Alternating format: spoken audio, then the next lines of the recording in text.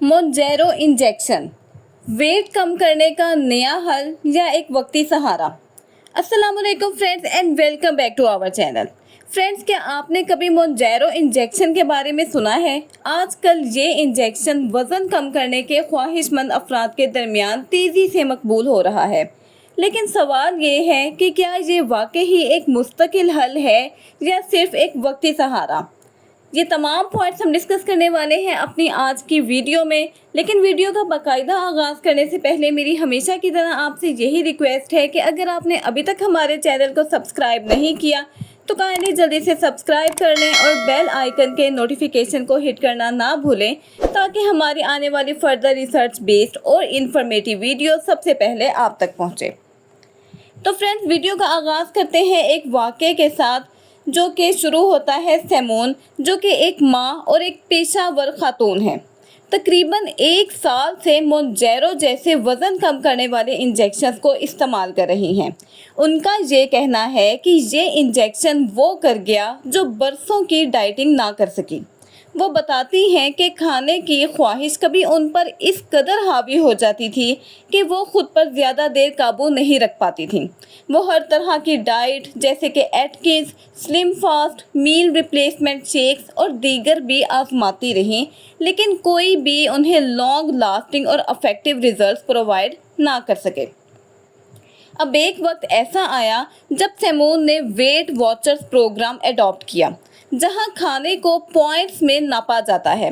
अगरचा इब्तदा में ये सिस्टम उन्हें बहुत इफेक्टिव लगा, लेकिन जल्द ही उन्हें ऐसा लगा कि वो एक मुश्किल कैद में बंद हो चुकी हैं।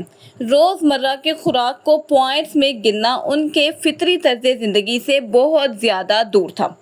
आखिरकार जब उनका वज़न 133 केजी तक पहुंच गया और डॉक्टर्स ने उन्हें प्री डायबिटिक करार दे दिया, तो उन्होंने ऑनलाइन मोंजैरो का इंजेक्शन परचेज़ करने का फ़ैसला कर लिया। चंद दिनों के अंदर ही उनका तजर्बा बहुत ज़्यादा हैरानकुन रहा। पहली बार इन्हें ऐसा लगा कि वो अपनी भूख पर काबू पा चुकी हैं। उनका ये कहना था कि मैं आज़ाद महसूस कर रही थी, जैसा कि मुझे अब खाने की कोई फ़िक्र ही नहीं। फ्रेंड्स, मोंजैरो इंजेक्शन दरअसल GLP-1 नामी हार्मोन को कॉपी करता है, जो कि ना सिर्फ भूख को कम करता है बल्कि बॉडी को ज़्यादा देर तक भरा हुआ भी फील कराता है। सिमोन अब तक तकरीबन 26 केजी अपना वेट रिड्यूस कर चुकी हैं और वो अपनी कामयाबी की कहानी सोशल मीडिया पर शेयर करती हुई भी अक्सर नज़र आती हैं। लेकिन हर कहानी इतनी ही ज़्यादा खुशगवार नहीं होती। हेल्थ एक्सपर्ट्स ने इस बढ़ते हुए ट्रेंड पर बहुत ज़्यादा तशवीश का इजहार किया है। वेट वॉचर्स जैसी रवायती डाइटिंग कंपनी, जो कि कभी दुनिया में 45 लाख सार्फिन की रहनुमा थी, अब वो दिवालियापन का सामना कर रही है। उनका ये कहना है कि वो अब एक मुकम्मल देखभाल के मॉडल पर काम कर रहे हैं, जिसमें खुराक, एक्सरसाइज और मेंटल हेल्थ, इन तीनों को एक बराबर अहमियत दी जा रही है। एक्सपर्ट्स का मानना ये है कि सिर्फ इंजेक्शन पर रिलायंस किसी भी सूरत में पायदार हल नहीं हो सकता।